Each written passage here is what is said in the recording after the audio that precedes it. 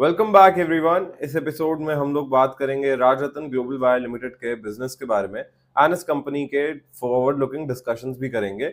शुरुआत करते हैं कंपनी के प्रोडक्ट्स को देख के। तो कंपनी का प्रोडक्ट इनिशियल है हाई कार्बन स्टील वायर्स का। इसका एप्लीकेशंस आपके स्क्रीन पे आ रहे हैं कहाँ कहाँ पे यूज होता है, बट प्राइमरी प्रोडक्ट जो है वो कंपनी का है टायर बीड वायर। ये बेसिकली टायर बनाने में यूज होता है। प्रोडक्ट रेंज की अगर हम लोग यहाँ पर बात करें एंड इससे भी आपको आइडिया लग गया होगा कि क्या चीज कंपनी जो बेसिकली टायर्स के अंदर कहाँ पे यूज हो रहा है इनका, तो वो एक फैक्टर यहाँ पे आपको समझना है।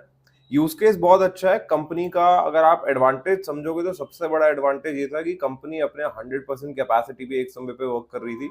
यहाँ पे अगर हम लोग रिजल्ट्स देखते हैं इस कंपनी के, तो पॉजिटिव एंड पर देखने को मिले। रिजल्ट्स को अभी थॉरोली डिस्कस करेंगे, बट बिजनेस हाईलाइट देखते हैं। यहाँ पे मार्जिनल इंक्रीज इन सेल्स है। यहाँ पे देखो सेल्स के अंदर मार्जिनल इंक्रीज क्यों है वो समझते हैं। एक कंपनी अपने मैक्सिमम प्रोडक्शन कैपेसिटी पे काम कर रही थी। उसके बाद में जब सेल्स आएंगे फॉरवर्ड लुकिंग, तो वो कंपनी या तो जाए वापस से बैक चैनल पे, मतलब किसी और से मैन्युफैक्चर करवाए और उसके बाद में फॉरवर्ड लुकिंग डिमांड को केटर करे, या फिर नए प्रोडक्शन कैपेसिटी को लगाए, उसे थोड़ा सा बढ़ाए, तो उसके बाद में तो डिमांड आ जाएगी।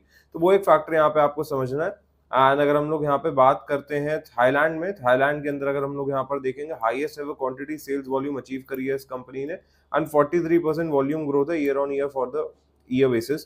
तो ये बहुत अच्छा पॉइंट रहा है। डेफिनेटली इंटरनेशनल मार्केट्स के अंदर अगर डिमांड बढ़ते हैं तो वो बहुत अच्छा पॉइंट होगा इस कंपनी के पर्सपेक्टिव से।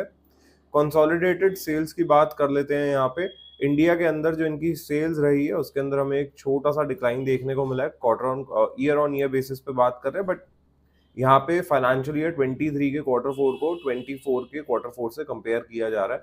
तो वो एक चीज आपको समझनी है, इन फिगर्स को देखना। Quarter four FY23 and quarter four FY24, इस फिगर को बीच में मत कंसिडर करना। तो ईयर ऑन ईयर बेसिस पे अगर हम लोग बात करते हैं तो इंडिया पर्सपेक्टिव में हमें एक डिक्लाइन देखने को मिला है, वाइल थाईलैंड के अंदर यहाँ पे वॉल्यूम्स हमें जबरदस्त देखने को मिले। टोटल जो है यहाँ पे 26% के अराउंड का सेल्स ग्रोथ रहा अगर हम लोग बात करते हैं। बट आपको एक चीज समझनी पड़ेगी, कंपनी को इंडिया में भी ग्रोथ लाना बहुत ज्यादा जरूरी है। रेवेन्यू के अंदर परहैप्स हमें इंक्रीज देखने को मिला है यहाँ पे, वो एक फैक्टर आपको समझना है। एंड अगर हम लोग यहाँ पे इबिट्टा मार्जिन देखते हैं तो 1.04%, ये बीपीएस है, बेसिस पर पॉइंट पे है। अगर आपने इन्हें भी निकालना होता है तो जितना भी फिगर दिया हो उसे आप बस 10,000 से डिवाइड कर दो तो वो फिगर आ जाती है। तो 1.04% के आसपास जो है यहाँ पे बिट्टा मार्जिन हमें कम होता हुआ नजर आया है। देखो 1% अभी कोई फर्क नहीं पड़ता, बिकॉज कंपनी स्केल कर रही है। अगर कंपनी कंसिस्टेंटली मार्जिन लूज करती जाती है ना बॉटम लाइन के, तो फिर फर्क पड़ता है। वो एक फैक्टर यहाँ पे आपको समझना है अल्टीमेटली।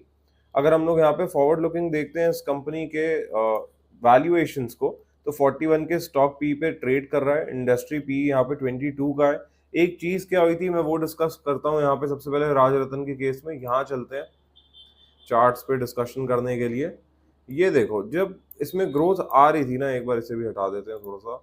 हाँ, यहाँ पे जब मई के बाद में ग्रोथ आ रही थी ना, तो यहाँ रिटेल पार्टिसिपेशन बहुत ज्यादा बढ़ा। डेफिनेटली 2021 से जिस तरीके से स्टॉक चला था, अगर हम लोग यहाँ पर देखते हैं मार्च के महीने से, तो जबरदस्त रिटर्न बनाए। 1100-1200% के रिटर्न्स कंपनी ने बनाए हैं 2-3 साल के पीरियड के अंदर। तो अल्टीमेटली आपको ये समझना है कि सेल्स ग्रोथ अच्छी थी कंपनी में, बट इस तरीके भी नहीं होती है कभी भी सेल्स ग्रोथ की इस तरीके का रिटर्न बना दे कंपनी। होता क्या है कि मार्केट जो है वो फ्यूचर को डिस्काउंट कर रही होती है। तो वही चीज, वही फिनोमेना हमें यहाँ पर देखने को मिला।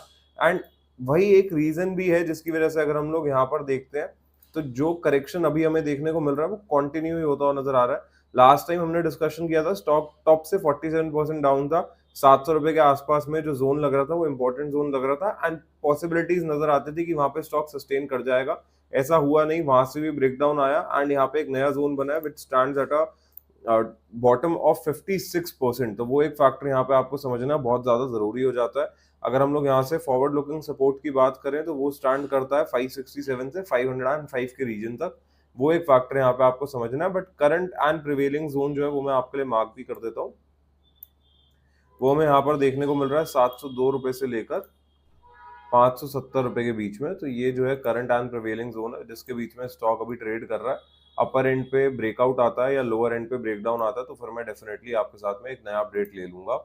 एनीवेज अगर हम लोग यहाँ पे करंटली बात करें, सेल्स ग्रोथ लास्ट ईयर का अच्छा है, बट जैसा हम लोग बाइफर्केशन में देख रहे थे इंटरनेशनल बेसिस में, वो भी सिर्फ एशिया में थाईलैंड की मार्केट से ग्रोथ अच्छी आई है।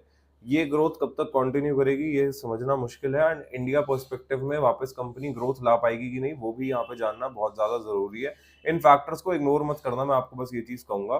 दूसरी चीज यहाँ पे डिविडेंड्स 27 जुलाई 2023 को लास्ट ₹2 का डिविडेंड देखने को मिला था। एनुअल लेवल पे अगर हम लोग बात करते हैं तो सेल्स ग्रोथ सही है, लास्ट 3 इयर्स के सेल्स देखो, एक कॉन्सेप्ट हम लोग को पढ़ाया जाता है सीएफए में, उसे बोलते हैं मीन एवर्जन का मतलब कुछ पीरियड ऐसे होंगे जहां पे सेल्स ग्रोथ 50, 60, 70% भी आ जाएगी, 2 साल 3 साल ऐसे पीरियड्स रह सकते हैं, और उसी जोन के अंदर ना ग्रोथ भी स्टॉक के प्राइस में बहुत अच्छी आती है।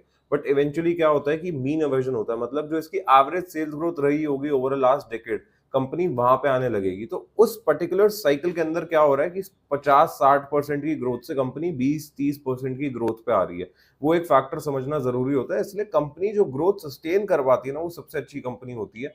अब आप 2022 में देखो 890 करोड़, 895 करोड़, 890 करोड़, यहाँ पे कंपनी की सेल्स यहाँ पे फ्लैट हो गई है, ग्रोथ नहीं है कंपनी की सेल्स में। तो वो एक फैक्टर यहाँ पे आपको समझना चाहिए इस समय पे। साथ ही में मार्जिन भी हैम्पर हुआ है, ऑल्दो मार्जिन हमें लगता है इंटरेस्ट रेट्स की वजह से, जो इन्फ्लेशनरी एनवायरनमेंट रहा है उसकी वजह से भी हैम्पर हो सकते हैं। अगर हम यहाँ पे एक्सपेंसेस का बाइफरगेशन भी देखते हैं तो अभी तो देखो मटेरियल कॉस्ट बढ़ी हुई है अल्टीमेटली कंपनी की, जिसकी वजह से यहाँ पे प्रॉब्लम हुआ है। तो वो एक फैक्टर आपको समझना पड़ेगा। बोरिंग्स 191 करोड़ के, उसके अगेंस्ट में 482 करोड़ के रिजर्व्स हैं। आई डोंट थिंक इस लेवल पे कोई प्रॉब्लम हो रही है कंपनी को इस समय पे। रेशियोज और अगर हम लोग यहाँ पर देखें तो कैश कन्वर्जन साइकिल कंपनी की कम हुई है, इन्वेंट्री डेज कम हुआ है, ये बहुत अच्छा पॉइंट है। बट ये भी प्राइमरली फॉरेन सेल्स की वजह से ही देखने को मिल रहा है। शेयर होल्डिंग पैटर्न यहाँ पे कंपनी का आपके स्क्रीन पर आ रहा है, जहां पे आप देख रहे हैं कि डीआईएस ने भी स्टेक को कम किया है, पब्लिक के पास में हमें स्टेक बढ़ता हुआ नजर आया। तो वो एक फैक्टर आपको समझना है। With that said, I really hope you guys enjoyed this episode. पसंद आया आपको, प्लीज लाइक शेयर सब्सक्राइब जरूर करना। कोई भी डाउट है please feel free to ask it in the comment section below, and I will see you guys in the next one.